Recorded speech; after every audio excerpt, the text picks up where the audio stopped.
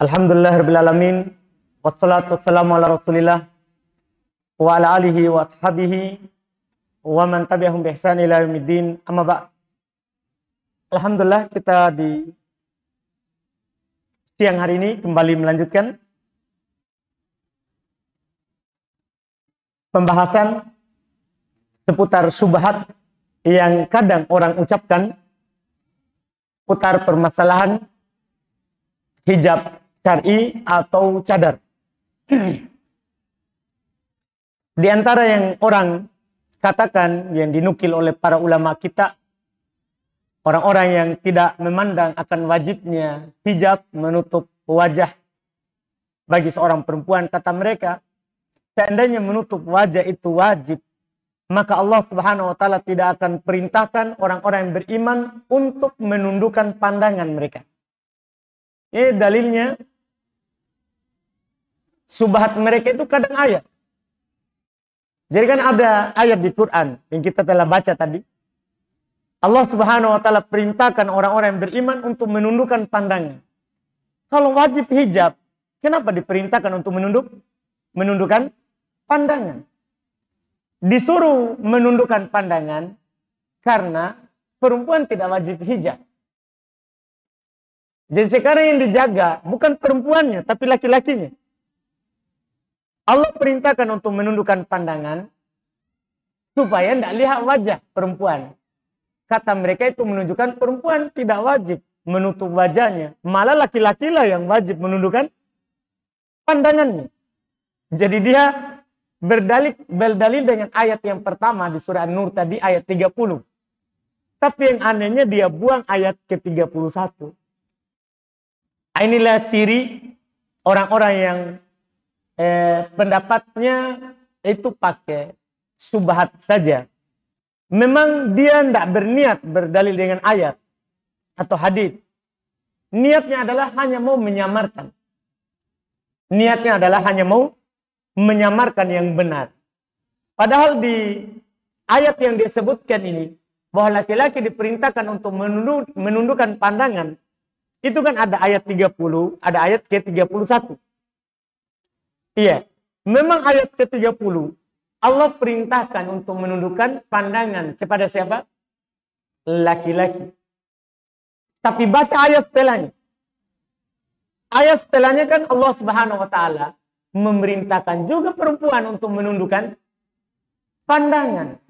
Dan bersamaan dengan itu, tetap setelahnya Allah Subhanahu wa taala memerintahkan perempuan untuk memakai apa? Hijab. Dan tidak menampakkan kecuali apa yang biasa nampak. Tidak menampakkan kecuali apa yang biasa nampak. Ini bantahan pertama. Bisa dibaca lanjutan ayatnya. Dan kadang orang-orang memiliki syubhat, pemikiran yang salah. Di dalam ayat itu ada bantahan untuk. Di dalam ayat itu ada bantahan untuk. Bantahan yang kedua bisa juga kita katakan kepadanya, ini dua perintah, bukan satu perintah. Maksudnya gimana? Perintah pertama, kalian harus menundukkan pandangan walaupun perempuan itu berhijab. Itu perintah pertama. Perintah yang kedua, perempuan diwajibkan untuk berhijab. Kan beda perintahnya. Menundukkan pandangan untuk laki-laki, memakai hijab untuk siapa? Perempuan. Dan bisa saja kita disuruh tundukkan pandangan bukan karena ada muslimah. Kadang yang lewat adalah perempuan kafir. Apakah kita tidak tundukkan pandangan? Kalau perempuannya kafir, kan tetap tundukkan pandangan. Karena menundukkan pandangan ini syariat tersendiri. Sebagaimana berhijab untuk perempuan, syariat tersendiri. Jadi tidak ada saling hubungan antara keduanya. Ini syubhat tentunya bagi orang yang beriman kepada Allah Subhanahu wa taala, beriman terhadap kitab Allah Subhanahu wa taala, sebenarnya dikatakan oleh para ulama tidak mungkin terucap. Tidak mungkin terucap. Cuman karena kurangnya ketundukan, tingginya syahwat ataupun syubhat, sehingga bisa keluar ucapan yang seperti itu. Padahal ayatnya sendiri yang dia pakai adalah sangat jelas. Ini diantara syubhat yang mereka ucapkan. Syubhat yang keenam. Ini yang lebih kuat lagi. Cuman kita lihat bagaimana kuatnya.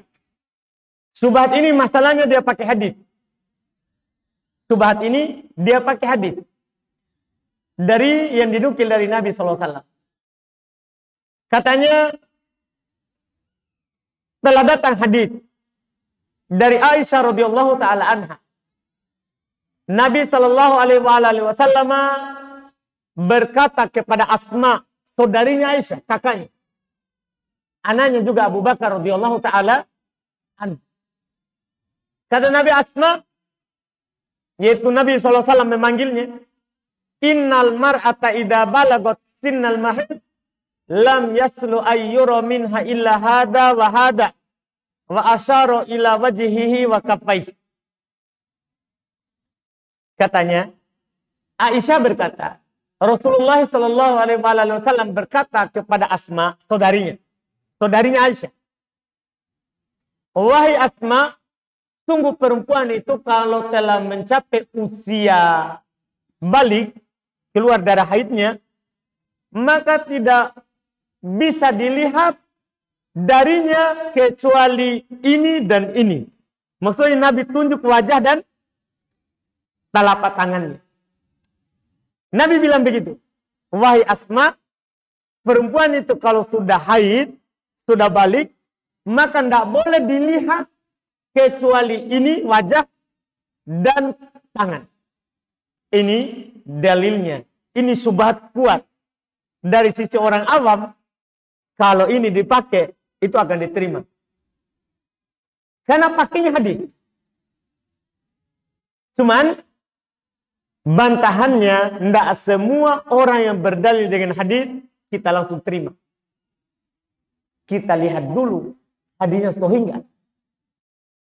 Hadisnya sahih atau tidak? Ternyata setelah diperiksa, hadis ini riwayat Imam Abu Daud. Dari jalan Sa'id ibn Bashir, dari Qatadah, dari Khalid ibn Duraik, dari Aisyah radhiyallahu taala anha. Iya, Imam Abu Daud sendiri setelah membawakan hadis ini, beliau bilang hadis ini adalah hadis mursal. Mursal artinya ucapan tabi'in, bukan ucapan Aisyah. Ada istilah-istilah dalam hadis. Ada namanya hadis marfu. Hadis marfu artinya hadis yang diucapkan oleh Nabi. Ada namanya hadis yang dikatakan mauquf. Mauquf itu ucapan sahabat. Ada hadis mursal. Mursal ini namanya hadis bukan ucapan Nabi tapi ucapannya tabi'in. Ini harus dipahami. Karena tidak semua orang yang berdalil dengan bahasa Arab langsung untuk bilang itu hadis. Kita lihat dulu Abu Daud meriwayatkannya. Tapi belum jelaskan, ini bukan ucapan Aisyah, ini ucapan tabi'in. Dia sandarkan ke Nabi. Artinya terputus sanad. Karena ini bukan ucapan Nabi. Ini ucapan tabi'in. Bahkan bukan ucapan sahabat. Ini adalah ucapan siapa yang menukil? Adalah tabi'in. Adalah tabi'in. Iya, ini penjelasan pertama. Yang kedua, di dalam sanad hadis ini ada rawi yang bernama Sa'id ibn Bashir. Ini adalah rawi yang dhaif. Ini cacat kedua. Di dalam sanad periwayatan Abu Daud ini ada rawi yang bernama Sa'id ibn Bashir. Dia adalah rawi yang dhaif, lemah. Iya. Dan bersamaan dengan itu, dia meriwayatkan hadis ini dari seorang bernama Qatadah. Yang mana Qatadah ini adalah rawi yang mudallis. Dan tidak diambil hadisnya ketika dia meriwayatkan hadis dengan lafaz an, dari. Ulama hadis bilang terdapat tadlis Qatadah. Itu cacat ketiga. Iya. Makanya hadis ini karena cacat yang disebutkan tadi didoibkan oleh para ulama. Di antara yang mendoibkannya adalah Asy-Syaikh Al-Albani rahimahullah, Syekh bin Baz rahimahullah. Di antara yang mendoifkan juga hadis ini adalah Asy-Syaikh Ibnu Baz rahimahullahu taala. Hadis memang doif. Abu Daud sendiri rahimahullah belum bawakan dan belum doifkan. Belum bawakan dan belum doifkan. Jadi syubhat ini tidak bisa berdiri. Kenapa tidak bisa berdiri? Karena hadisnya tidak sahih. Tidak bisa kita menolak ayat. Tidak bisa kita menolak hadis-hadis yang sahih. Terus kita pergi berdalil dengan hadis apa? Doif. Di sana banyak Quran yang menunjukkan wajib menutup wajah. Di sana banyak hadis yang sahih yang menunjukkan wajibnya menutup wajah.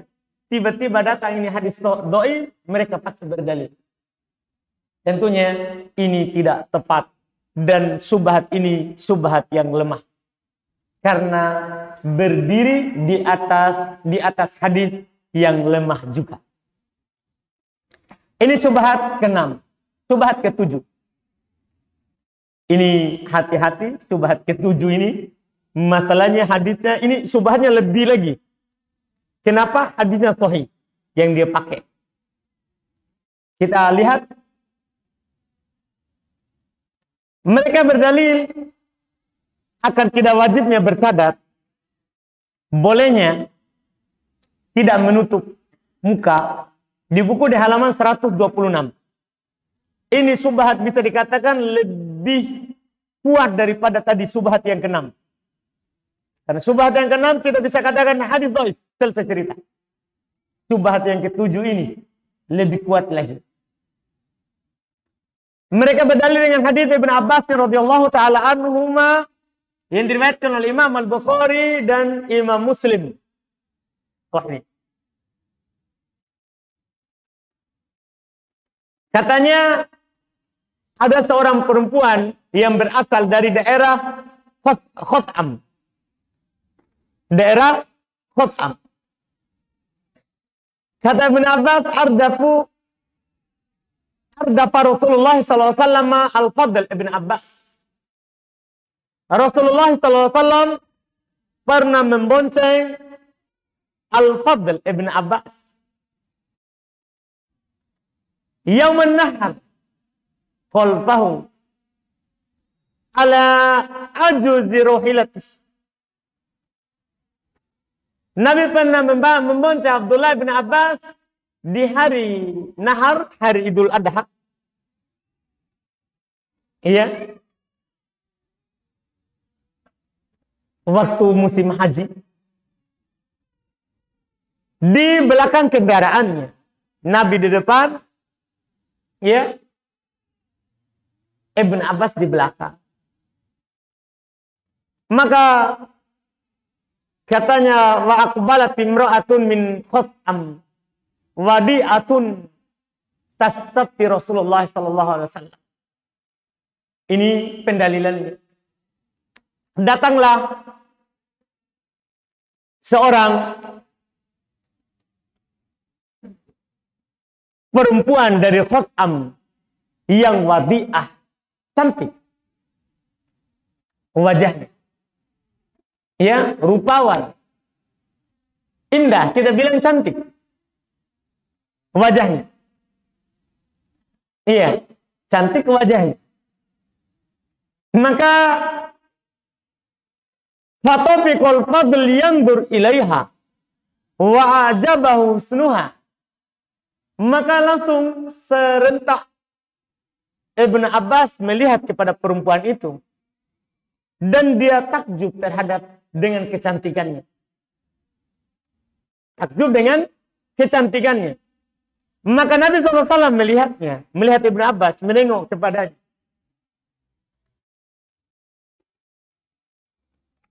Wal fadlu yanzuru ilaiha. Sementara Ibn Abbas masih melihat kepada perempuan itu. Maka fa'aqlaqa biyadihi fa'aqada bidaqnil fadl. Maka Nabi SAW memalingkan wajahnya, memegang ini. Apanya ini? Dagunya, yaitu beliau arahkan begini. Supaya tidak lihat perempuan itu. Memalingkan wajahnya. Karena Ibn Abbas katanya melihat, memandangnya. Sampai Nabi melihatnya, dia masih melihat. Maka Nabi SAW memalingkan wajahnya dengan memegang dagunya. Iya, dengan memegang dagunya. Setelah itu baru Nabi Shallallahu Alaihi Wasallam ya berbicara kepada perempuan itu. Dia bertanya tentang masalah haji. Dia berkata, bapakku sudah tua, tidak mampu untuk haji lagi. Tidak mampu untuk berhaji lagi. Dia bilang, la yastawi ala rahilah. Tidak mampu lagi untuk naik di kendaraan. Artinya bapaknya ini sudah tua, tidak bisa lagi berhaji. Fahal yakdi anhu ana hujja'an. Apakah itu cukup kalau saya hajikan? Ini anak bertanya kepada Nabi. Apakah bisa mencukupi kalau saya hajikan? Bapakku yang sudah tua yang tidak mampu lagi berhaji. Kata Nabi SAW, na'am. Kata Nabi SAW, iya.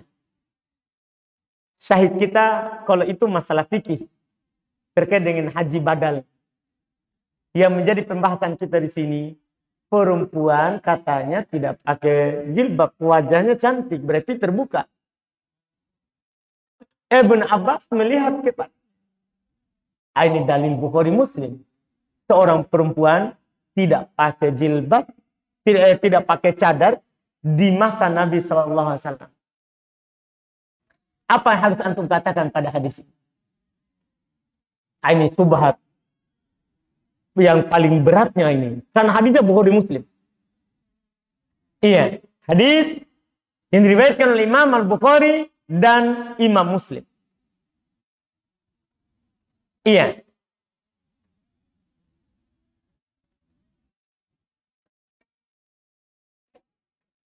Apa kira-kira jawabannya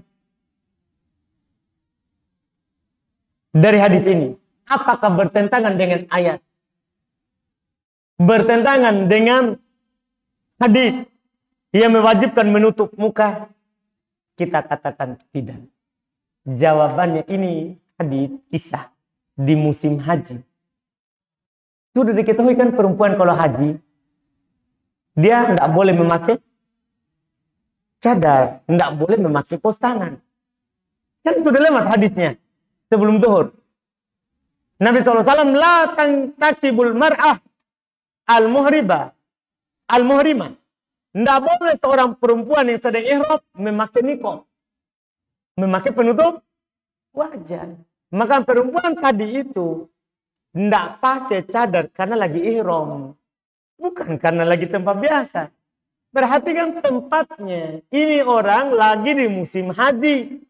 Memang perempuan yang di musim haji, kalau dia berihram, memang harus buka apa? Buka penutup mukanya. Sebagaimana juga dia tidak wajib pakai kos tangan. Sebagaimana dalam sholat. Ketika dia sholat 5 waktu, wajib dia buka apa? Mukanya. Wajib. Itu jawabannya. Itu jawabannya. Iya. Terus juga terdapat juga bantahan yang kedua, wajib bercadar. Dari sisi mana? Ketika Nabi SAW melihat perempuan itu tidak bercadar, Nabi palingkan wajahnya siapa? Ibn Abbas. Supaya tidak melihat kepadanya. Supaya tidak melihat kepadanya. Karena kalau seandainya tidak wajib cadar, Nabi akan biarkan dia melihat. Tapi ini Nabi palingkan dulu, baru orang itu bertanya, dan Nabi menjawab. Nabi menjawab. Iya. Jawaban ketiga,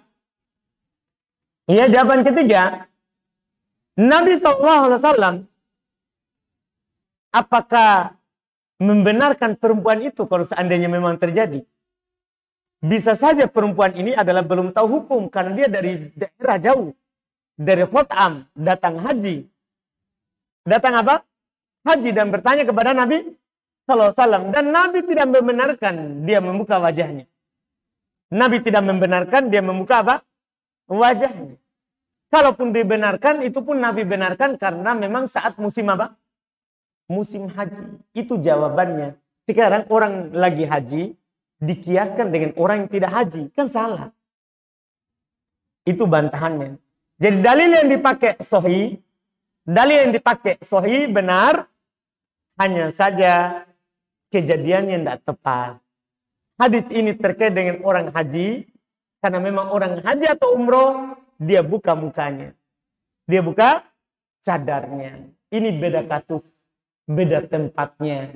Jangan disamakan. Jangan disamakan. Sama dengan kasus yang pernah kami dapati, ya, masalah orang yang membolehkan potong jenggot di bawah satu genggam begini. Apa dalilnya? Dalilnya perbuatannya Ibnu Umar. Dia pernah memotong jenggotnya lebih dari yang melebihi satu genggam begini. Ternyata ketika kita cari, itu Ibnu Umar lakukan saat belum ihram. Setelah tawaf, sa'i, kan disunahkan, bahkan rukun, harus dicukur rambut. Belum pahami ini juga termasuk rambut. Ini yang jenggot. Akhirnya belum potonglah bagian bawahnya. Karena masuk dari apa? Rambut. Itu yang belum katakan. Iya kan? Sekarang ada orang berdalil dengan itu, bolehnya memotong jenggot. Padahal dia lagi di Indonesia. Bukan sedang berihram. Kan tidak diterima pendalilannya. Karena tidak cocok. Karena tidak cocok. Dan itu juga perbuatan sahabat. Perbuatan sahabat itu hujah, dalil kalau tidak bertentangan dengan dalil. Kalau bertentangan dengan dalil, kita tolak. Kita tolak. Itu yang perlu diketahui. Sama bentuk. Sama ini bentuknya. Ini syubhat. Syubhat lagi yang ke-8. Dan ini juga syubhat kuat. Syubhat ini adalah syubhat juga yang kuat. Kenapa? Karena mereka berdalil dengan hadis sahih. Kita lihat. Kata mereka ada hadis dari sahabat Sahal ibn Sa'ad yang diriwayatkan oleh Imam Al-Bukhari dan Imam Muslim. Katanya anna imra'atan ja'at Rasulullah sallallahu alaihi wasallam faqalat, ya Rasulullah, jitu li ahaba laka nafsi. Fanadhara ilaiha Rasulullah sallallahu alaihi wasallam fasa'ada an-nadhar ilaiha wa sawwaba. Katanya dalam riwayat Imam Al-Bukhari dan Imam Muslim bahwasanya ada seorang perempuan datang kepada Rasulullah sallallahu alaihi wasallam. Dia berkata, wahai Rasulullah, saya datang kepadamu untuk menghibahkan diriku. Karena kekhususan Rasulullah belum boleh nikah dengan hibah. Maksudnya seorang perempuan datang menawarkan dirinya kalau Rasulullah suka. Jadi, itu kekhususan. Jadi datang seorang perempuan kepada Nabi Sallallahu Alaihi Wasallam, dia bilang, ya Rasulullah, saya ingin hibahkan diriku, ya, kepadamu. Ya, maka Rasulullah Sallallahu Alaihi Wasallam katanya melihat kepada wanita itu, Nabi mengangkat pandangannya dan menurunkan. Ini dalil mereka. Nabi katanya hadis ini menunjukkan perempuan itu tidak menutup wajahnya karena Nabi melihat. Nabi melihat. Iya. Kepada perempuan itu. Yang dilihat apanya? Muka. Wajahnya. Iya. Wajahnya. Ini mereka berdalil dengan hadis. Apa jawabannya? Ini hadis Bukhari Muslim.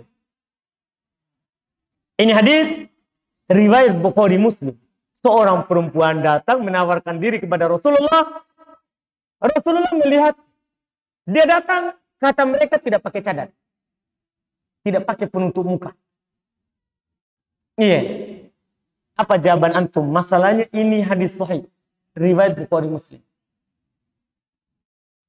Kata para ulama, dijawab dengan dua jawaban. Jawaban pertama, ini terjadi sebelum turunnya ayat hijab. Itu jawaban pertama. Ini terjadi ini sebelum turunnya ayat apa? Hijab. Sebelum turun kewajiban hijab bagi kaum muslimat. Jawaban pertama. Jawaban kedua, kita katakan kan boleh kalau orang mau menikah, boleh melihat kepada calon yang dia ingin lamar. Yang kita istilahkan sudah bahasa kita, nador. Kan boleh melihat. Kalau kita suka pada seorang perempuan dan ingin melamarnya, maka boleh dilihat. Apanya yang dilihat? Yang biasa nampak di mahramnya. Boleh dilihat mukanya, tangannya. Ya, boleh, jangan mukanya, tangannya. Dan bahkan boleh dilihat rambutnya. Itu untuk maslahat supaya dia ya ingin segera melanjutkan perkaranya.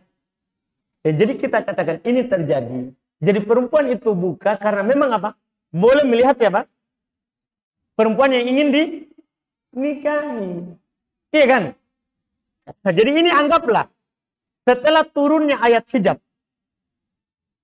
Ini kan dibolehkan. Dibolehkan. Nabi SAW izinkan hal tersebut. Nabi SAW izinkan hal tersebut.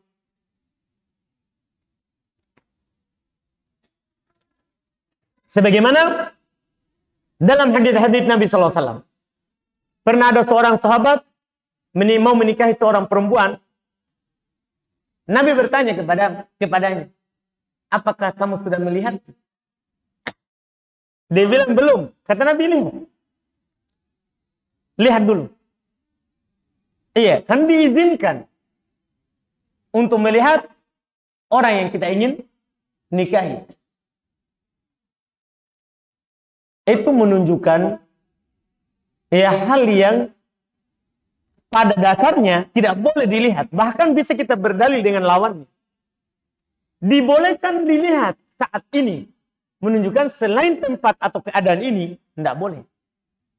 Sekaligus menunjukkan asalnya adalah haram. Tapi ketika ada maslahat yang ingin kita capai dalam hal tersebut, yaitu kita ingin menguatkan hati kita untuk melamar seorang perempuan itu, dan melanjutkan ke proses yang lebih jauh lagi dengan seorang perempuan, boleh kita melihat. Boleh kita melihat. Ini tidak ada yang mengingkari karena beda antara wajib berhijab dengan boleh melihat kalau ada dibutuhkan. Beda dalilnya, beda pembahasannya. Jadi hadis ini anggaplah setelah turun ayat hijab, kita katakan boleh melihat kepada calon yang kita ingin nikahi. Yang kita ingin nikahi. Ini subhat yang ke-8 dan itu bantahan. Subhat yang ke-9. Ini lagi masih subhat kuat. Karena hadis yang mereka pakai, hadis sahih. Di halaman 130. Mereka berdalil dengan hadis riwayat Imam Al-Bukhari dan Imam Muslim. Ketika Nabi SAW berkhutbah Id, katanya, maka Nabi SAW mengingatkan jamaah muslimat, jamaah perempuan. Yang terdapat pada hadis Jabir bin Abdillah radhiyallahu ta'ala anhu dikatakan, faqamat imra'atun min sitotin nisa sab'al khuddain. Katanya, maka berkata seorang perempuan yang pucat pipinya di tengah para wanita, dia berdiri. Maksudnya pucat pipinya kelihatan berarti. Karena digambarkan bahwa perempuan itu putih pipinya. Berarti wajahnya tidak ditutup. Kata mereka, ini dalil menunjukkan bahwa perempuan di masa Nabi tidak menutup wajahnya. Kenapa kalian paksa kami sekarang untuk menutup wajah? Nah, ada hadisnya ini Bukhari Muslim.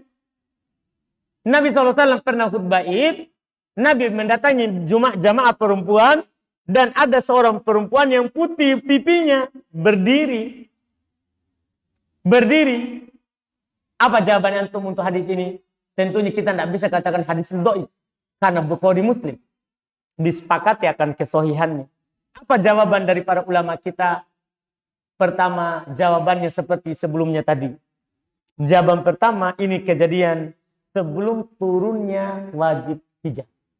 Karena juga ada di sana hadis yang mengatakan, ada di buku, dalil yang kami sebutkan akan wajibnya berhijab.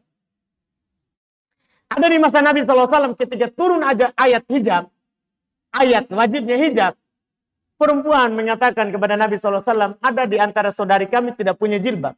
Apa kata Nabi SAW? Pinjam ke saudarinya. Pinjam ke saudarinya. Ini setelah turunnya apa? Wajibnya berhijab. Hadis ini sebelum turunnya syariat wajib hijab. Itu jawaban pertama. Itu jawaban pertama. Jawaban kedua. Anggaplah itu setelah turunnya hijab. Bisa saja Nabi tidak melihat kepadanya. Bisa saja Nabi tidak melihat kepadanya. Iya. Atau tidak dinukil Nabi SAW mengakuinya. Bisa saja Nabi SAW mengingkari kejadian itu. Kalau memang sudah turun ayat apa? Hijab. Cuma tidak dinukil pengingkaran Nabi SAW terkait dengan hal tersebut. Ini jawaban kedua. Karena kenapa? Yang melihat perempuan itu bukan Nabi, tapi Jabir, penukil hadis. Maka berdirilah seorang yang putih pipinya. Yang mengatakan itu siapa? Jabir, bukan Nabi SAW. Jadi mungkin Nabi tidak melihatnya. Cuma Jabir melihat ada seorang perempuan yang berdiri. Ini jawaban kedua. Jawaban pertama itu lebih kuat daripada jawaban yang kedua.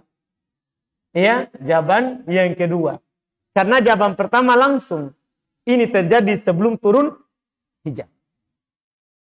Iya, ini terjadi sebelum turun hijab. Karena masalah Id itu, Nabi SAW berpuasa berapa lama? Berapa tahun Nabi sebelum meninggal? Nabi berpuasa. Tahun berapa diwajibkan puasa Ramadan? Tahun kedua Hijriah. Tahun kedua Hijriah setelah Nabi hijrah. Jadi Nabi itu banyak kali. Di antara yang dinukil ini kejadian. Ini sebelum turunnya ayat apa? Hijab. Karena ada juga kejadian lain. Setelah turun ayat hijab, maka Nabi SAW tidak membolehkan seorang untuk keluar kecuali pakai jilbab. Bahkan Nabi bilang, hendaklah saudarinya memakaikan jilbab untuknya. Hendaklah saudarinya memakaikan hijab untuknya. Ini syubhat yang ke-9 dan jawabannya. Syubhat yang ke-10. Syubhat yang ke-10 mudah dibantah. Ada dari orang yang berucap, katanya, tidak ada dalil dalam Quran yang menunjukkan wajibnya hijab syar'i. Dan tidak ada dalil akan wajibnya menutup wajah. Ini syubhat sangat lemah. Bagi orang yang sudah tahu dalilnya, bisa kita buka kembali di awal. Dalil akan wajibnya hijab dari Quran juga dari apa?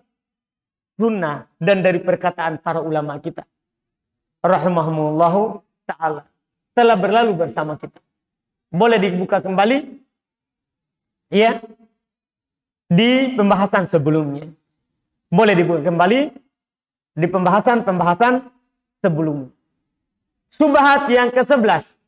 Dan ini syubhat yang terakhir. Syubhat yang ke-11 sebelum terakhir ya. Karena sampai berapa tadi? 13? Banyak belas. Cuman yang kita ingin bahas adalah ya sebagian syubhatnya. Syubhat yang ke-11. Katanya ya. Tapi ini Masya Allah mudah sekali membantahnya. Ada di sana syubhat. Sepakat para ulama bahwa wajah dan kedua telapak tangan tidak masuk dalam firman Allah Subhanahu wa taala tentang ayat hijab. Katanya, sepakat para ulama, wajah dengan tangan tidak masuk. Ini penukilan bagi orang yang tidak tahu ya kuat. Makanya di awal ana jelaskan akan kesepakatan para ulama dari masa ke masa. Akan wajibnya menutup wajah. Boleh antum buka kembali di penukilan ana di kesepakatan. Dan ana sudah jelaskan di awal, ada 3 kesepakatan.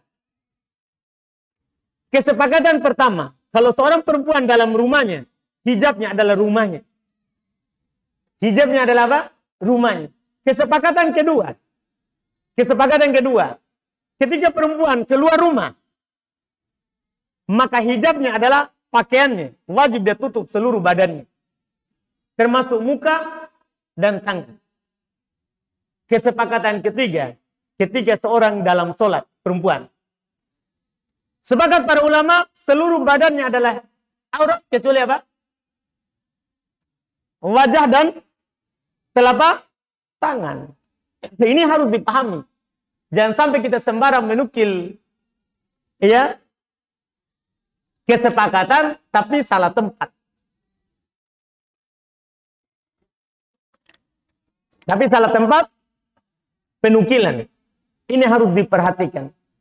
Ini harus diperhatikan. Jadi syubhat ini kalau kita membaca yang dari awal tadi, penukilan dalil Quran, dalil sunnah, kemudian kesepakatan para ulama, maka ini syubhat lemah. Syubhat ini syubhat yang tidak kuat. Syubhat yang tidak kuat.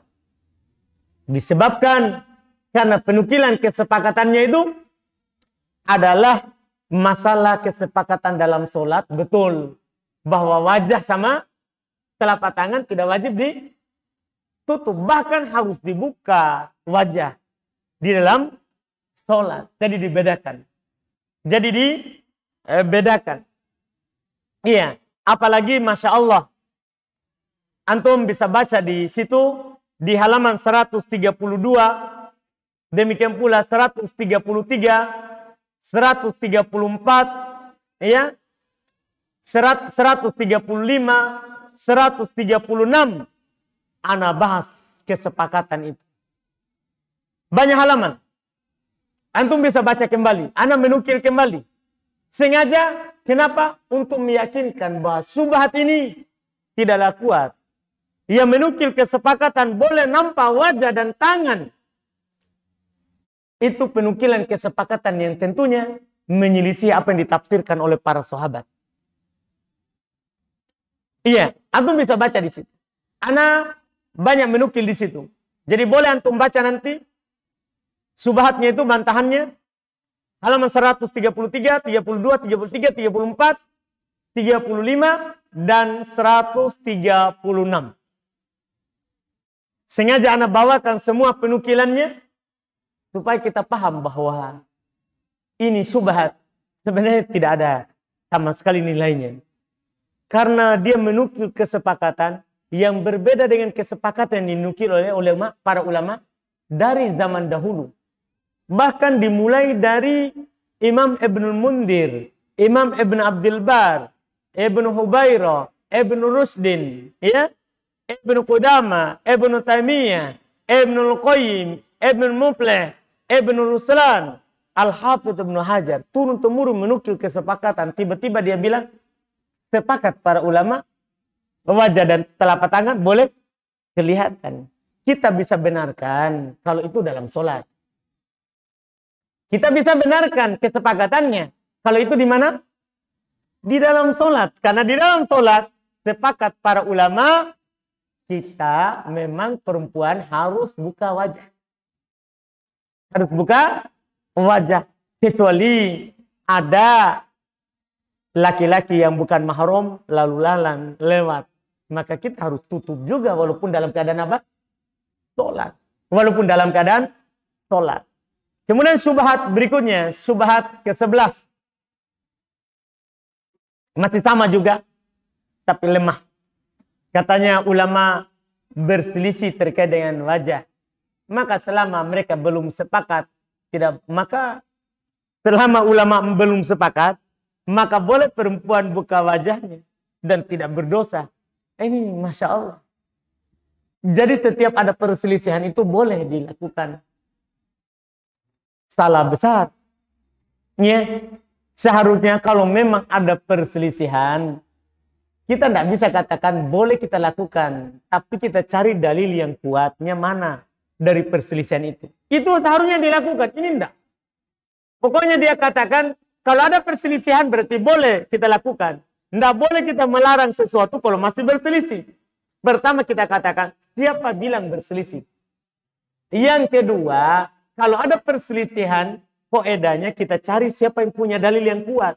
Bukan langsung kita bolehkan.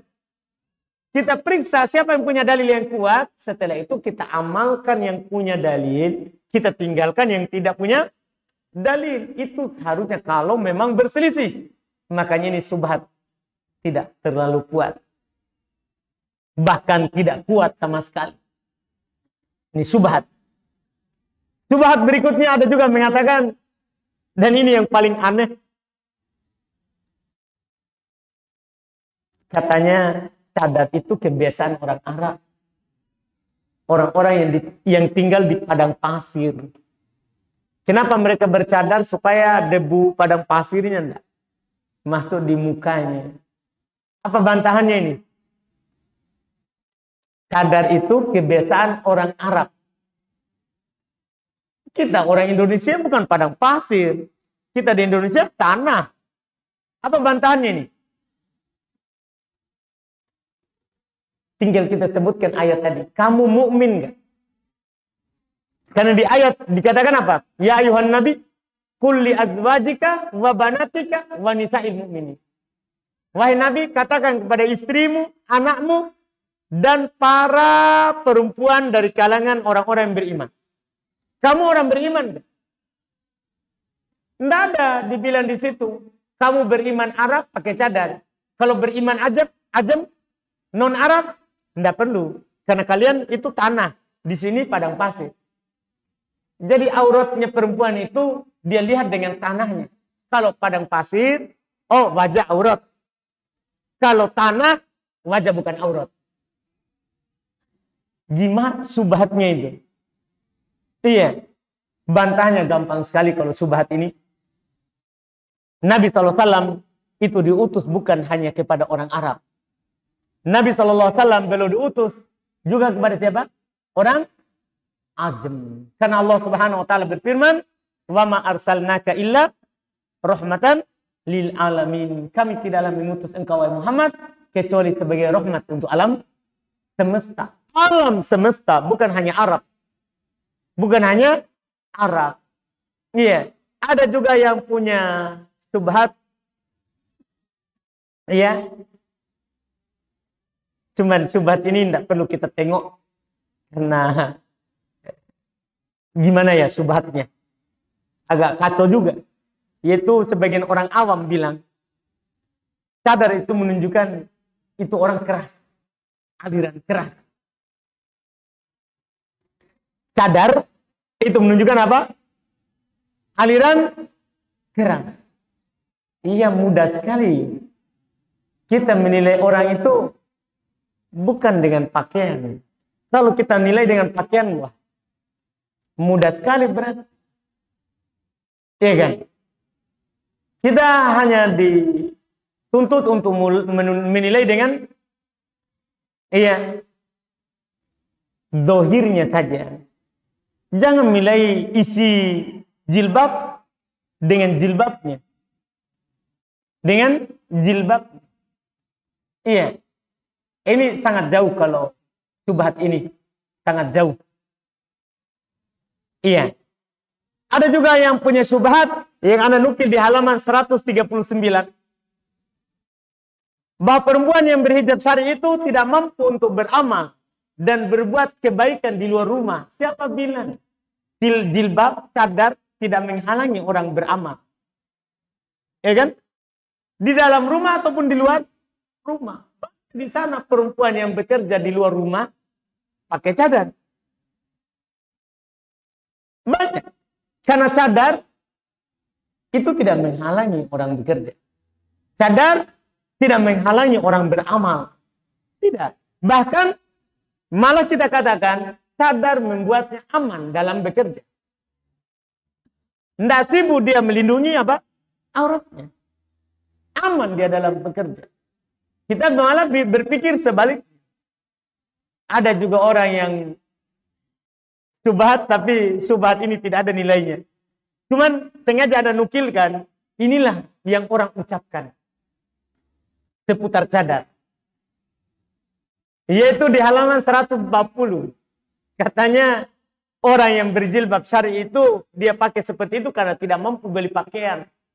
Jadi pakai hitam terus. Insya Allah. Iya. Dia tidak tahu di sana banyak orang bercadar. Banyak uangnya, lebih banyak daripada yang tidak bercadar. Bukan berarti kita bercadar, langsung dihukumi, pakaiannya hitam terus. Tidak mampu itu beli pakaian, sehingga dia pakai cadar supaya hitam terus. Dia tidak tahu. Itu orang dia punya 10 cadar di rumah. Cuman semua warnanya apa? Hitam. Jadi dia kira satu. Dan dia juga tidak tahu di dalam itu orang itu pakai apa. Ya kan? Masa harus dikasih lihat ini emasku? Tidak mungkin begitu. Bisa saja dia pakai cadar, di dalamnya ada emasnya dari atas kepala sampai di bawah kaki. Kan bisa saja. Kenapa kita menghukumi kalau ada orang bercadar berarti dia apa? Tidak mampu membeli pakaian. Salah. Banyak orang bercadar kaya raya. Banyak orang bercadar kaya raya. Lebih kaya daripada orang yang tidak bercadar. Banyak yang kita tahu seperti itu. Banyak yang kita tahu seperti itu. Banyak muslimin bahkan membantu dakwah di mana-mana. Istrinya bercadar.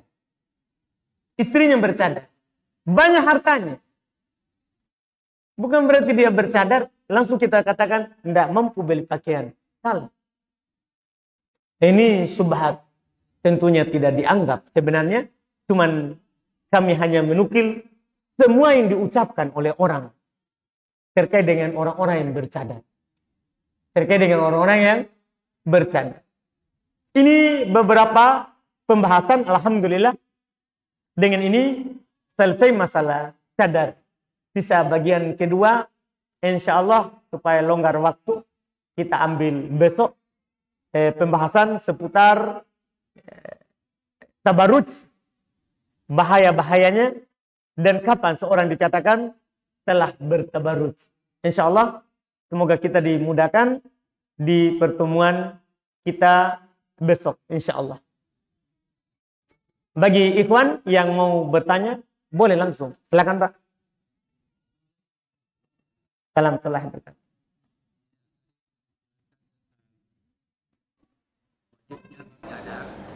Ada masalah yang saya ingin tanyakan, Ustaz.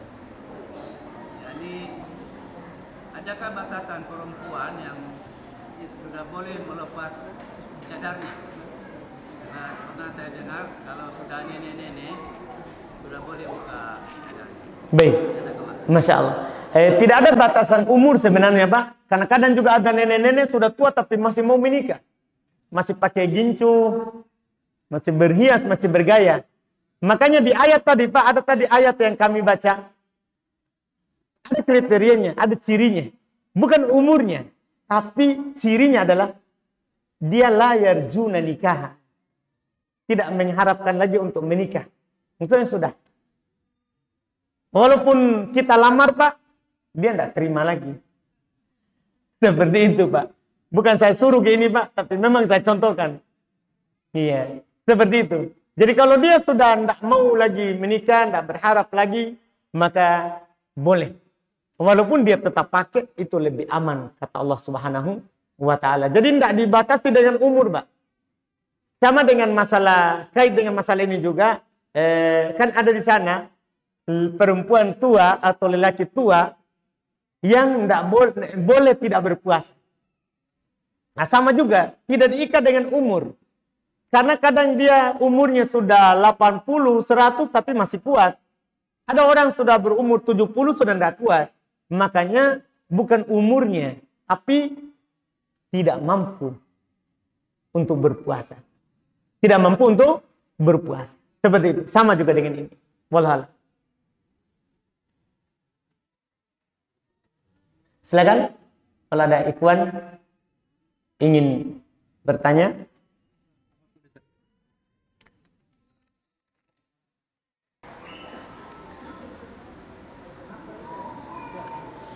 Ini ada pertanyaan sambil menunggu ikhwan keberaniannya. Ikhwan ini tidak berani. Alhamdulillah masih malu-malu. Atau alhamdulillah mungkin tidak ada masalahnya. Baik. Amalan apakah yang dapat dilakukan oleh wanita yang sedang haid? Apakah boleh wanita yang sedang haid berdoa di waktu-waktu mustajabah, misalnya antara adzan dan iqamah? Untuk pertanyaan yang terakhir, boleh. Doa itu tidak dihalangi oleh haid. Berdoa itu tidak ada syarat yang harus suci dari haid. Suci dari hadas besar atau kecil, tidak. Kapan kita mau berdoa? Silakan berdoa. Walaupun sedang haid, sedang junub. Tidak ada halangannya. Tidak ada larangannya. Allah Subhanahu wa taala katakan dalam Al-Qur'an, "Wa qala rabbukum ud'uni astajib lakum." Rob kalian berkata, berdoa kepadaku, saya akan kabulkan. Tidak ada di situ syaratnya, tunggu kamu suci, tunggu kamu ini. Tidak. Langsung berdoa. Adapun pertanyaan pertama, amalan apa yang bisa dilakukan oleh wanita yang sedang haid? Seluruh amalan kebaikan. Kecuali sholat, puasa, baca Quran dengan langsung memegang mushaf, ya, tawaf di Baitullah, Ka'bah. Itu tidak boleh. Tidak boleh dia melayani istrinya dalam hal berhubungan badan. Adapun melayani dalam hal mencium, mencumbu, boleh. Boleh. Ini hal-hal yang tidak dibolehkan. Selain itu, boleh. Karena asalnya boleh dia beramal seperti orang yang tidak haid. Wallahualam. Kemudian berikutnya, apakah boleh bagi seorang penjual online men-share video seorang perempuan yang menceritakan tentang testimoni dan memperlihatkan cara menggunakan suatu produk kecantikan atau kesehatan? Perempuan itu siapa? Kalau muslimah tidak boleh. Kalau muslimah tidak boleh. Adapun kalau perempuannya kafir, tidak ada masalah. Kalau perempuan kafir, kalau muslimah tidak. Kalau muslimah tidak. Dan kita tidak melakukan, tidak perlu kita share testimoninya, kita iklankan saja dengan jujur bahwa barang ini memang bagus, cocok dipakai, tidak membahayakan, itu sudah cukup. Itu sudah cukup. Wallahualam.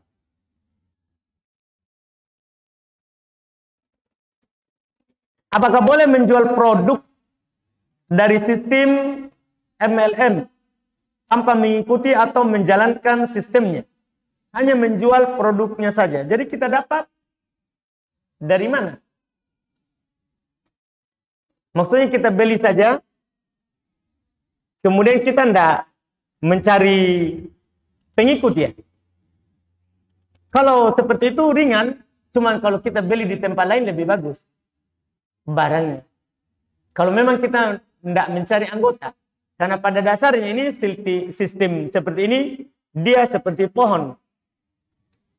Dia cuma satu batangnya, kemudian di atasnya bercabang, sehingga yang sebelumnya ini tidak perlu bekerja lagi. Dia dapat untung dari banyaknya rekrutannya. Ini memakan harta manusia dengan cara yang batin. Dengan cara yang batin. Banyak para ulama memfatwakan haramnya. Ini cara dalam berbisnis. Adapun kita membeli barangnya dan kita butuhkan, tidak mengapa. Tidak mengapa, wallahu a'lam.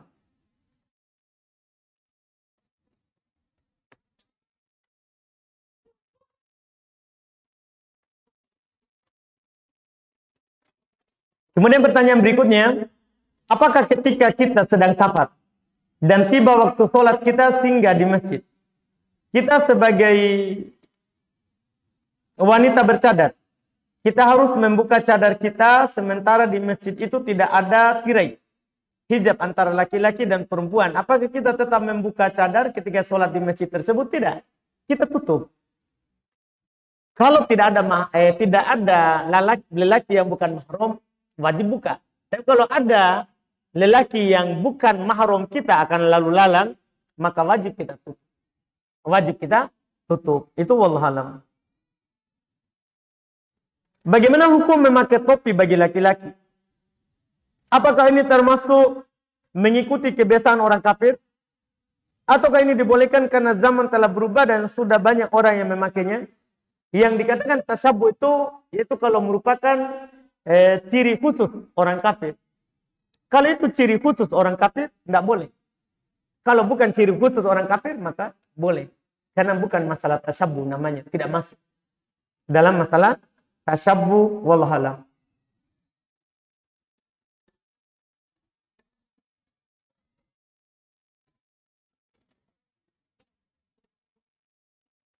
Apakah wanita dahulu menggunakan kaos kaki? Dan bagaimana hukumnya jika perempuan sekarang tidak mengulurkan pakaiannya sampai ke tanah dengan alasan kaos kaki sudah cukup menutupi kaki? Pertanyaan pertama, apakah dulu wanita tidak menggunakan kaos kaki? Menggunakan. Mereka pakai sepatu, pakai juga kaos kaki. Wanita dulu. Ya, wanita dulu. Kemudian pertanyaan berikutnya, ya, bagaimana hukum perempuan sekarang? Kalau dengan pakai kaos kaki, tapi tetap tergambar kakinya, auratnya, tidak boleh. Harus dia ulurkan pakaiannya ke bawah. Harus dia ulurkan pakaiannya ke bawah. Itu termasuk bermudah-mudahan kadang perempuan sekarang ini, kadang mereka roknya tinggi. Sehingga kelihatan betisnya. Mereka cukupkan dengan kaos kakinya. Jangan cukupkan dengan kaos kaki. Jangan cukupkan dengan kaos kaki. Pakaiannya dikasih tutup betisnya. Tutupkan tumitnya. Sampai ke bawah, ukurkan. Seperti itu. Itu amannya. Itu amannya. Jangan bermudahan di dalam memperlihatkan aurat. Iya. Dan apakah warna hijab yang dilarang? Ya, warna hijab yang dilarang adalah warna hijab kalau orang pakai itu bertabarut, yang kita akan bahas besok. Iya, secara umum pakaian itu asalnya boleh. Yang penting menutup aurat dengan syarat dan ketentuan tadi. Cuman kalau warna tertentu yang menunjukkan dia bertabarut dengannya, misalnya janda dia pakai pink supaya ditahu oh janda itu yang lewat. Itu jangan. Jangan seperti itu. Karena itu membuat orang juga terfitnah. Membuat orang juga apa? Terfitnah. Tidak dibolehkan. Namun pada dasarnya tadi ada syarat-syarat pakaian yang sudah kita jelaskan dan akan lengkap dengan pembahasan berikutnya insya Allah dengan pembahasan tabarruj. Dengan pembahasan tabarruj insya Allah.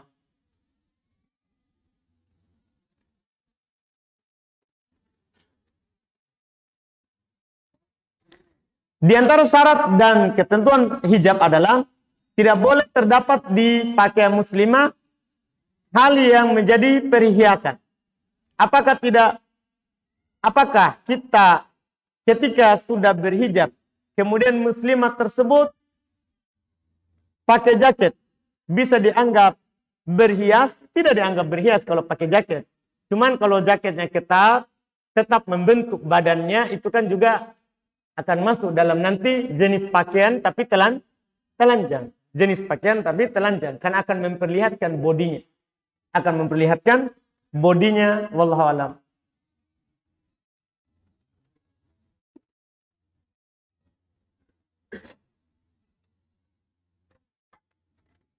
Apakah boleh wanita atau istri keluar rumah tapi di sisi itu suami mengetahui kita keluar rumah?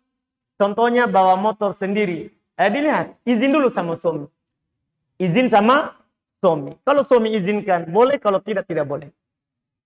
Iya, bukan hanya dilihat ya, tapi diizinkan. Kita minta izin dulu. Sebagai istri kepada suami.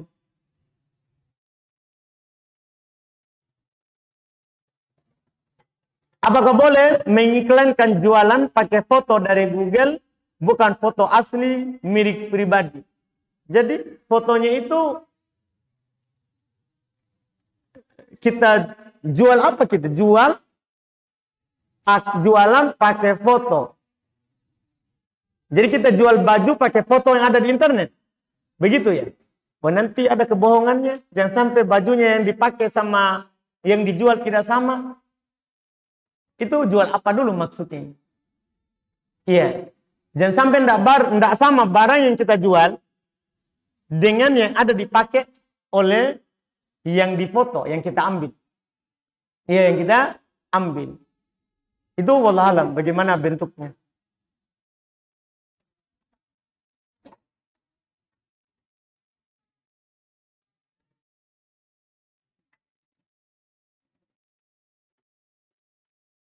Iya, di sini ada pertanyaan. Makna secara bahasa yang baiknya pada surat Al-Ahzab ayat 59 pada kata wanita, apakah istri-istri orang-orang mukmin atau para wanita kaum mukminin? Iya, bisa dua terjemahannya. Makna khusus diterjemahkan istri orang beriman. Bisa juga makna umum para wanita muslimin, orang-orang mukminin, supaya masuk anak dan istrinya. Supaya masuk anak dan istrinya. Bisa dua terjemahan dengan terjemahan lebih umum atau terjemahan yang khusus. Wallahu a'lam.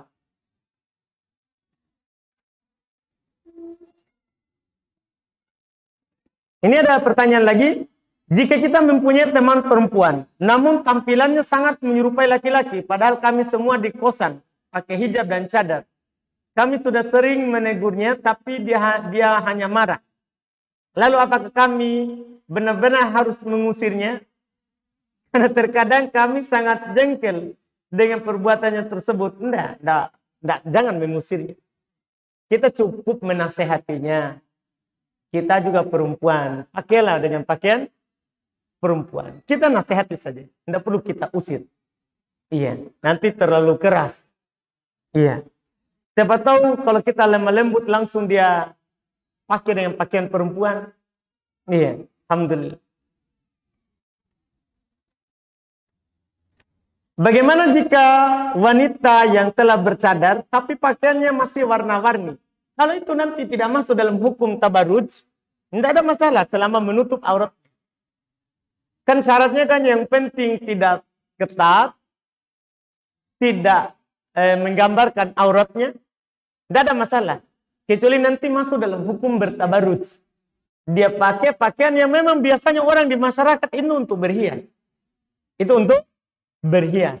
Karena warna pakaian perempuan itu tidak diatur harus warna apa. Cuman amannya di para perempuan, istri para sahabat itu warna hitam. Itu warna hitam. Di dalam, di bagian luarnya. Hitam di bagian luarnya. Tapi kalau dia pakai warna lain, tidak ada masalah selama menutup auratnya. Dan tidak masuk dalam bertabarut di masyarakat kalau pakai pakaian seperti itu. Wallahu a'lam.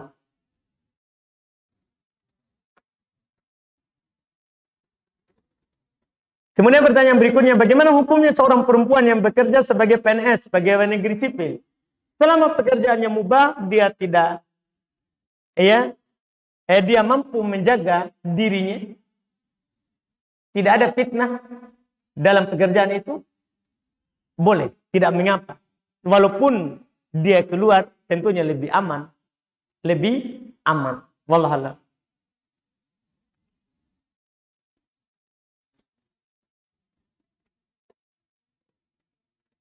Bolehkah kita menyentuh wanita yang sudah tua,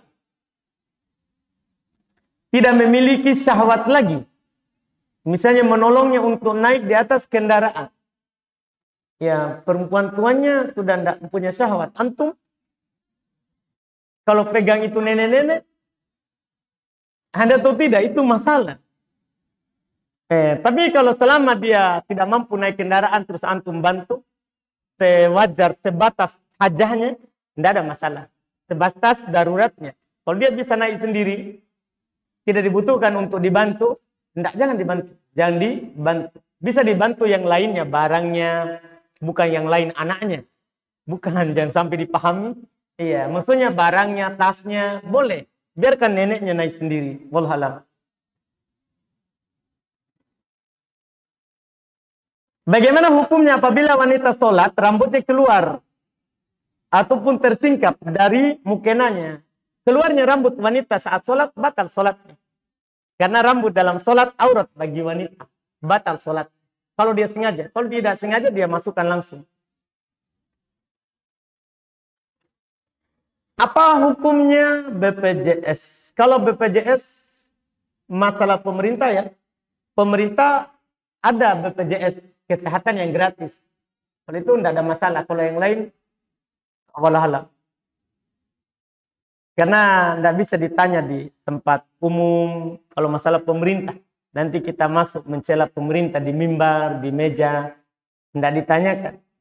Iya, kalau ada masalah begitu, tanya pribadi atau apa, itu baru dijawab. Kalau ditanya umum, di tempat umum, enggak. Karena kita akan membicarakan pemerintah kita. Pemerintah kita, wallahualam.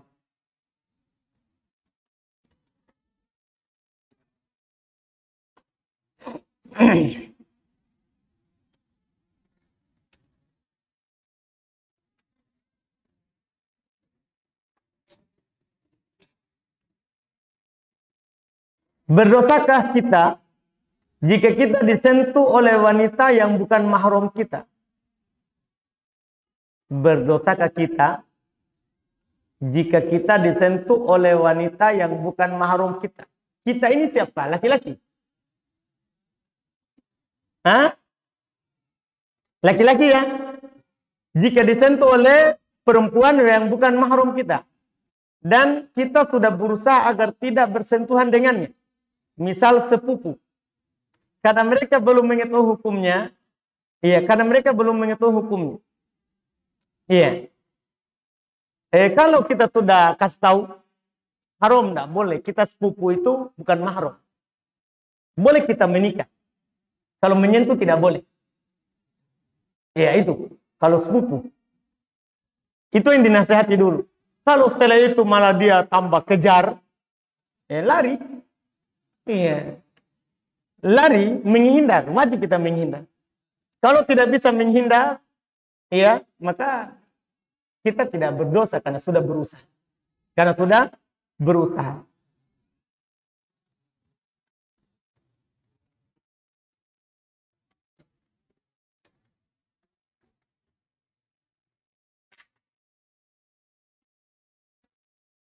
Ini ada pertanyaan. Ibu ana masih awam dan sering melakukan tabarruj. Apakah saya harus melaknatnya? Masya Allah. Tidak jadi tidur kita kalau baca ini. Iya. Apakah saya harus melaknatnya? Jika tidak, maka apa yang harus saya lakukan? Kita nasihati. Jangan laknat. Orang bodoh, orang tidak tahu hukum. Kita nasihati, kalau diterima alhamdulillah hidayah dari Allah, kalau tidak kita ingkari saja dan doakan hidayah. Dan doakan hidayah. Jangan laknat, kasihan. Masya Allah.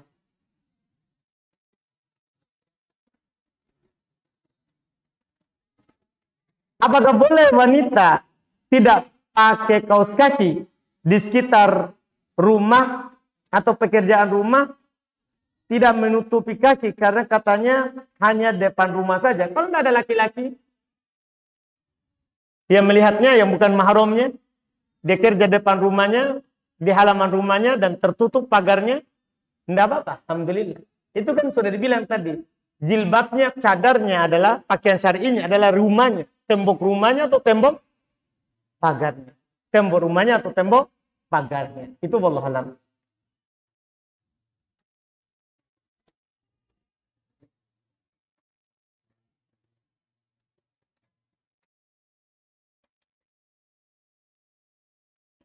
Ini ada pertanyaan, cuman katanya, apa Ustaz mau tanya, saya cerita sedikit. Mau tanya atau cerita? Iya. Mungkin ceritanya ada kaitannya dengan pertanyaan, kita lihat. Saya punya kedua orang. Saya punya kedua orang. Saya punya kedua orang tua ya. Cuman kurang tuanya. Baik. Yang perempuan tinggal sendiri. Dan yang bapak, ini tadi, berarti kedua orang tua. Dan yang bapak tinggal sama saya di kos-kosan. Sedangkan suami saya setuju kalau bapak saya tinggal bersama. Ya. Dengan finansial yang lemah. Sedangkan saya ingin memenuhi kebutuhan ibu saya yang tinggal sendiri. Lalu saya ingin bapak saya tinggal di kampung dulu. Pertanyaan saya, apakah saya termasuk anak durhaka? Wah. Kenapa? Kenapa kita tidak satukan saja? Tinggal saja sama bapak, sama ibu, dan kita. Oh, sudah pisah? Mungkin ya, tapi siapa tahu mungkin tidak. Ini kenapa ini? Bapak dan ibu tak? Sudah pisah atau belum? Iya. Belum ya? Tidak ada yang tahu. Kalau belum pisah, kenapa tidak diajak berdua saja langsung? Insya Allah, orang tua kita sudah punya rezeki sendiri. Kita mengajak orang tua kita tinggal berdua langsung, itu sudah dijamin rezekinya. Tidak perlu kita khawatirkan. Kita tidak perlu khawatir. Iya.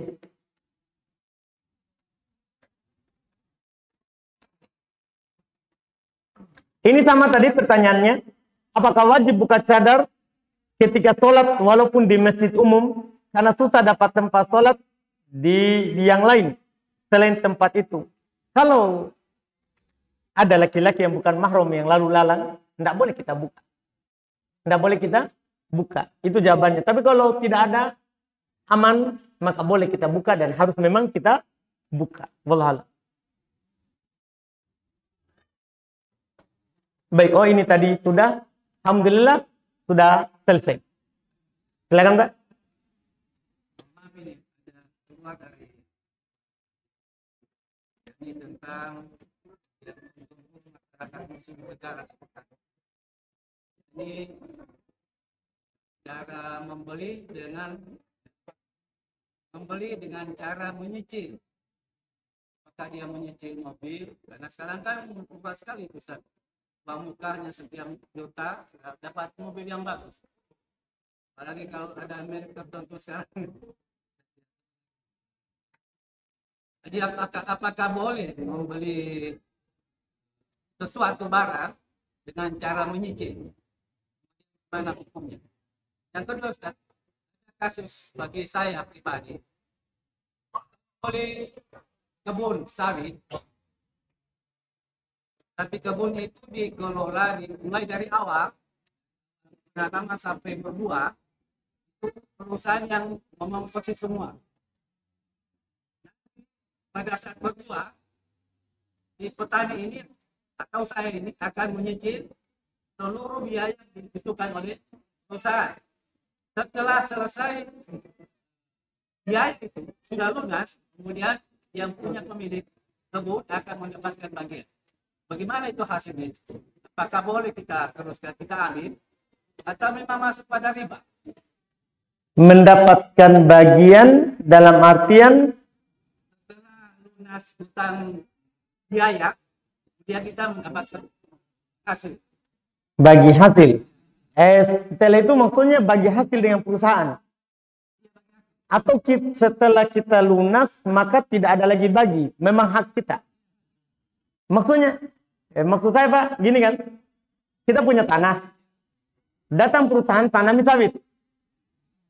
Nah, ini dia tanami sawit pakai biaya. Biayanya ini kita cicil. Setelah lunas, maka ini kebun dan sawitnya punya kita. Tidak bagi hasil lagi sama dia. Baik. Untuk jawaban yang pertama, pertanyaan pertama. Saya tanya dulu, Pak.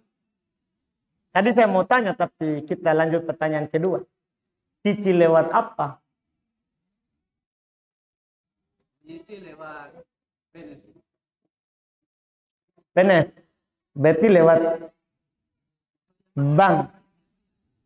Bank. Harum. Jual beli cicil itu Pak boleh. Jual beli dengan cara cicil boleh. Cuman kalau lewat pembiayaan yang ada unsur ribanya haram. Jadi mobil atau Rumah yang kita cicil gimana? Kita sudah tahu sebelumnya. Sebelum kita mencicil itu. Terdesak dengan kebutuhan. Oh, tidak ada. Insya Allah kita tidak mati kalau tidak punya mobil. Terdesak itu begini. Kita akan berdalih dengan darurat. Kalau kita tidak lakukan, kita mati. Atau kita tidak lakukan, hilang harta. Kalau kita tidak lakukan, hilang agama. Boy, kalau saya tidak punya Pajero, ini hilang agamaku. Itu baru, Pak. Kalau kita tidak lakukan, hilang akal. Kan darurat itu, Pak, harus 5 ini. Itu mendesak namanya, Pak. Kita tidak lakukan, hilang nyawa. Kita tidak lakukan, hilang akal. Kita tidak lakukan, hilang kehormatan. Kita tidak lakukan, hilang harta. Kita tidak lakukan, hilang agama. Kalau ini boleh dipertimbangkan. Kalau bukan ini, Pak, tidak ada darurat, tidak ada terdesak. Kita punya anak 10, kan boleh naik mobil angkot. 10 mobil. Kan tidak mati anak-anak, Pak. Tidak punya kendaraan, iya kan? Kita tidak punya rumah, kan tidak mati, Pak. Kalau tidak cicil. Kita kan bisa kontrak. Cicil saja bisa, apalagi kontrak. Kan begitu, Pak. Jadi kalau lewat riba, tidak haram. Tapi kalau yang sebelumnya dilakukan, belum tahu hukum, belum tahu kita hukum. Bahwa mencicil itu karena ada kadang subhat. Karena memang jual beli dengan cara cicil, halal pada dasarnya. Boleh seorang, tapi tidak boleh ada unsur ribanya, itu syarat. Tidak boleh ada unsur ribanya. Unsur ribanya itu bagaimana? Di antara bentuknya, misalnya kalau lambat ada dendanya. Antum akad di atas itu. Walaupun nanti kita bilang, oh, saya berusaha tidak akan ada denda. Tapi kan antum sepakati tanda tangan ribanya. Ya kan? Atau kalau misalnya mencicil ini yang menjaminnya asuransi. Ini kan jadinya haram. Kalau menjaminnya ini pihak ini. Itu tidak boleh haram. Iya. Tidak pakai itu semua halal. Misalnya saya, Pak, mau beli pesawat. Iya, saya tidak mampu uang saya. Saya cicil ke Bapak. Ini harga pesawat 300 juta. Tidak ada ya. Cuman hayalan ini, Pak, siang-siang. Hayalan saya sama kita. Supaya dipahami bentuknya. Ini saya punya uang 300 juta. Sementara harganya 500. Saya tidak punya uang 300 juta. Harga cashnya 300 juta. Kemudian kita pergi beli. Ini cicil sama saya 500 juta. 10 tahun. Boleh. Tanpa ada syarat apa-apa. Jaminannya kalau saya meninggal, ahli waris yang jamin. Dan ada surat yang saya kasih pegang begitu. Itu tidak ada masalah. Pertanyaan yang kedua tadi tentang sawit. Jadi perusahaan untungnya apa, Pak? Untungnya mana mungkin dugaan saja. Dalam pembiayaan itu ada. Oh, dia kasih naik harganya. Dia tanami sawit, dia jual ke kita lebih dari harga. Iya, itu Pak ya. Akadnya perlu juga dibaca akadnya dulu. Nah, ya karena agak ganjil. Ketika sudah selesai, jadi kita panen memang hak kita. Itu yang masalah nanti mungkin butuh ditahu akadnya. Wah, dari mana ini pertanyaan? Masya Allah. Iya. Bagaimana, ini ada pertanyaan tambahan, bagaimana kalau KTP-nya belum berhijab? Sedangkan sekarang kalau mengurus kembali yang bagian memotret itu seorang laki-laki, apakah harus tetap diganti? Kalau kita berhijab, insya Allah perempuan yang akan memotret. Kalau di Makassar begitu. Orang-orang sudah pada tahu kalau orang seperti ini tidak bisa kalau laki-laki memotret. Biasa itu insya Allah. Coba dulu. Iya. Dan itu mudah. Insya Allah. Jadi pertanyaan kita tadi Pak agak sulit. Saya karena seperti tidak terlalu apa gitu. Karena namanya suatu perusahaan itu Pak, tidak ada mau rugi.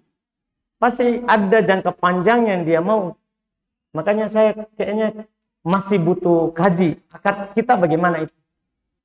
Nanti. Kenapa bisa sampai dia gratiskan tanam? Kalau pemerintah kan kadang memang.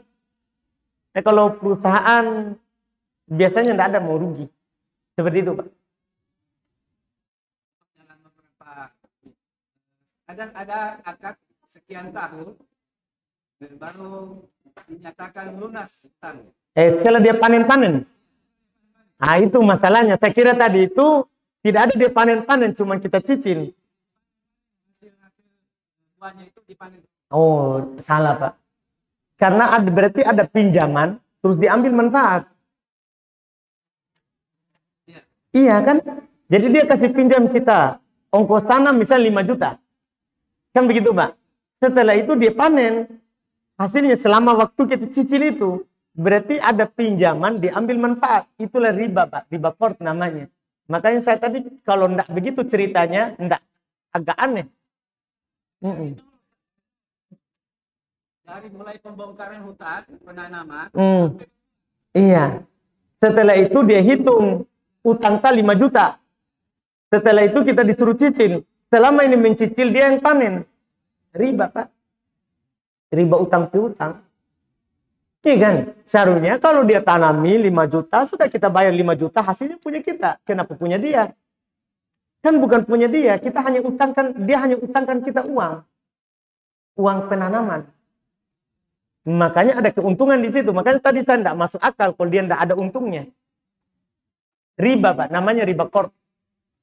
Riba dari utang piutang. Sama aja dengan bentuk gade itu, Pak. Kita gadekan sawah sama saya. Saya kasih uang 10 juta. Sebagai jaminannya kita kasih saya sawah. Sawah ini saya kelola. Utang kita nanti bayar 10 juta sama saya. Baru saya kembalikan sawah. Riba. Sama. Riba. Qard. Biasanya kan anak-anak muda yang suka main bola itu biasanya pakai celana yang di atas lutut tapi dalamnya pakai stocking, legging. Jadi pakai kaos kaki ketat panjang sampai di sini. Jadi celananya cuma pendek begini saja. Oh, tidak boleh kalau di atas begitu. Kalau di bawah-bawah tidak apa-apa. Tidak apa-apa. Kan paha ini lutut kan aurat ringan. Adapun celananya di sini di belahan paha, wah, tergambar nanti gunungnya. Iya, jangan. Akan membuat nanti tampak aurat besarnya, aurat beratnya. Diringankan. Karena pernah Nabi SAW masuk Abu Bakar tersingkap. Pahanya belum tidak tutup. Masuk Umar tersingkap. Pahanya tidak tertutup. Masuk Utsman baru belum tutup. Itu namanya aurat ringan. Silakan.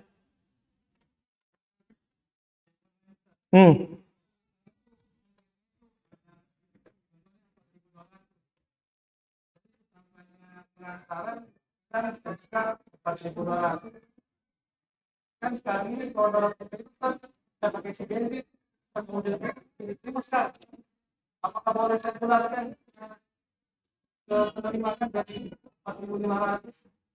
Kalau yang itu mau, kita tidak boleh langsung bulatkan. Kalau itu mau, sampai tadi sana bilang, Pak, boleh ini saya bulatkan? Dia bilang, boleh silakan, tidak apa-apa. Kalau dia bilang enggak, kembali 100, 200.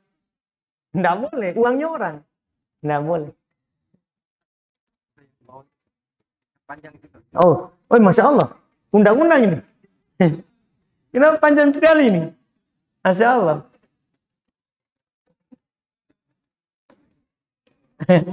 Baik. Sudah ini ya, terakhir ya. Alhamdulillah.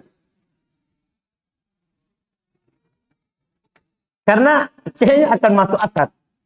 Ustadz, ada seorang suami yang diam-diam nikah dengan gadis kondisi hamil yang bukan anak suami tersebut. Singkat cerita, pernikahan mereka diketahui oleh istri pertama. Saat diketahui perempuan tersebut sedang hamil, anak mereka dan sebulan setelah melahirkan, suami mentalak cerai perempuan tersebut di hadapan istri pertama. dan suami berkata mengharumkan tubuh mereka bertemu. Dan seiring berjalan waktu, istri pertama bertanya ke suami, apakah kalian nikah kembali? Suami menjawab tidak. Lalu suami berkata, saya cuma bersandiwara untuk menceraikan dia. Padahal lalu suami lafadzkan dengan kalimat Bismillah saya mentalak cerai. Menyebutkan nama binti. Karena Allah. Yang mau saya tanyakan, bagaimana sebaiknya yang dilakukan suami? Istri dan perempuan tersebut, Ustadz mohon nasihatnya. Kalaupun mereka bertiga bersama, bagaimana dengan pembagian hukum pernikahan mereka? Bagaimana juga dengan anak hasil pernikahan mereka? Karena setelah bersinipas hamil pertama, tidak nikah lagi. Terus hamil lagi anak mereka berdua, istri pertama menyarankan untuk menikah lagi, terus hamil lagi anak mereka berdua. Istri pertama menyarankan untuk menikah lagi, tapi suami tersebut tidak mau. Suami tersebut menikah dengan memalsukan status KTP-nya belum menikah. Bagaimana cara istri bisa ikhlas taat dengan suami yang menjalani hubungannya seperti itu? Sikap dan perilakunya tidak adil dalam hal kasih sayang dan perhatian tidak terbuka. Suami suka menceritakan masalah rumah tanggaku kalau bertengkar ke istri kedua. Dan kalau ada masalah selalu bilang begitu. Caraku berpoligami. Iya, ibadahnya bolong-bolong dan telat ketika diajak berjamaah di rumah. Kadang bilang duluan saja. Atau ketika malas sholat, jawabannya saya semakin diajak semakin malas. Bagaimana bisa saya bersabar di atas maksiat yang dilakukan suami? Kalau bersabar di atas maksiat dilakukan suami, kalau bersabar di atas kebenaran meskipun susah dijalankan karena sesuai syariat. Tapi apa saya harus bersabar di atas maksiat?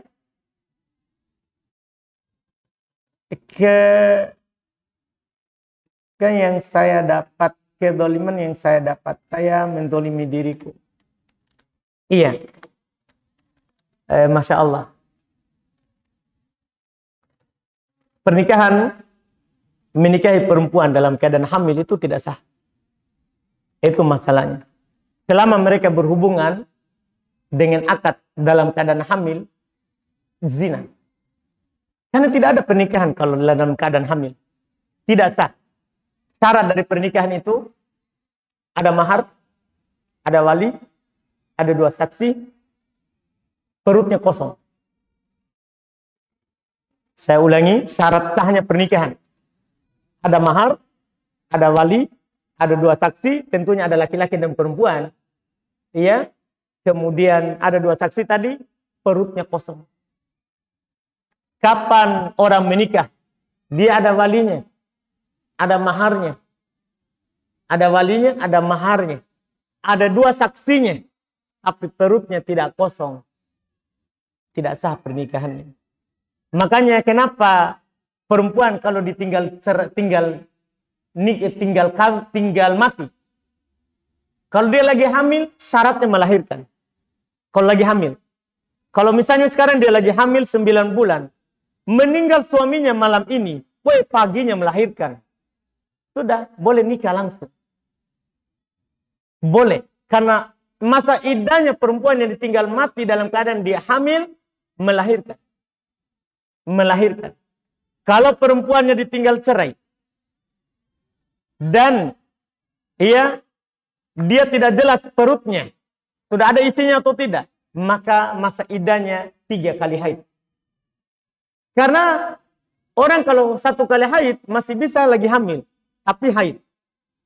Maka dipersyaratkan dalam syariat 3 kali haid. Untuk apa itu? Supaya menyatakan perutnya lagi kosong. Menikah dalam keadaan dia lagi hamil, batal. Walaupun dia tidak ceraikan, memang tidak pernah ada pernikahan. Tidak pernah ada pernikahan. Kita di dalam hal ini antara dua pilihan, boleh kita bersabar dan menasehati suami. Kalau tidak, boleh kita mengadukan ke pengadilan, minta khulu. Minta diceraikan. Nanti pengadilan akan bersurat, kalau dia tidak jawab, maka jatuh langsung cerai. Jatuh langsung cerai. Kan tidak bisa dibiarkan suami yang seperti itu tidak bisa mendengar. Karena kasihan. Kasihan. Tapi kalau dia mau bertobat, mau kembali kepada Allah, ya. Terus masalah yang diceritakan tadi, dia cerai hanya bersandiwara, perlu dia ketahui bahwa kata talak itu serius dan bercandanya sama. Kata talak itu serius dan bercandanya itu sama hukumnya. Serius dan bercandanya. Yang penting akalnya masih sehat, akalnya masih sadar. Maka serius, jadi talaknya. Tapi ini kan tidak berlaku talak. Nah, orang pernikahannya tidak sah. Orang pernikahannya tidak sah. Kita nasihati saja dalam hal tersebut. Kalau bisa kita bersabar, alhamdulillah. Kalau tidak, enggak usah. Kita bisa ajukan kasus kita ke KUA, ke pengadilan. Kita bisa ajukan kasus. Wallahualam.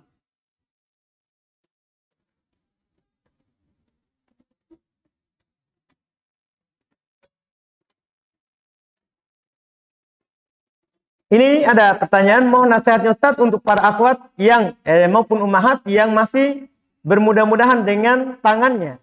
Karena jika ditegur alasannya kalau pakai kaos tangan sulit memegang barang. Iya.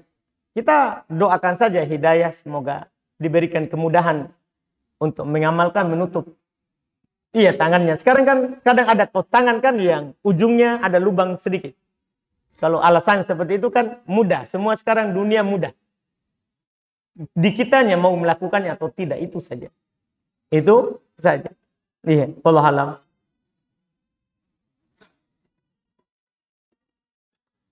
Apakah sah wudhu jika hanya kena air saja tanpa diusap pakai tangan? Karena saya biasa hanya menyiram kaki sampai mata kaki, tapi tidak saya usap pakai tangan. Apakah sah? Sah. Karena dalam berwudu tidak harus menggosok. Tidak harus menggosok. Tapi kalau airnya tidak sampai kecuali dengan menggosok, misalnya bagian belakang kaki itu, tumit itu, kadang tidak bisa sampai kalau kita tidak sampaikan dengan tangan kita. Kalau tidak sampai, maka tidak sah. Karena ketika ada yang tidak kena air, maka batal wudunya. Batal wudunya, wallahualam. Kemudian ini pertanyaan terakhir, dengannya kita tutup. Alhamdulillah.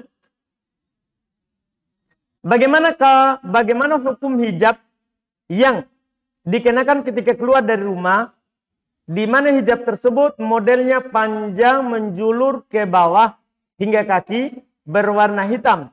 Namun di pinggir ujung hijab itu terdapat hiasan atau semacam kain yang berbunga, tetapi warnanya juga hitam. Dan pada hijabnya tersebut terdapat model lengan tangan di luar, agar tangan si akhwat bisa dikeluarkan, namun tetap memakai kaos tangan hitam. Apakah hal tersebut masuk dalam tabarut dan membentuk tubuh, yaitu pada tangannya, walaupun hijabnya dijahit sedemikian longgar, lebar dan panjang? Kalau seperti itu tidak. Karena dia tidak kelihatan bertabarut dari jauh.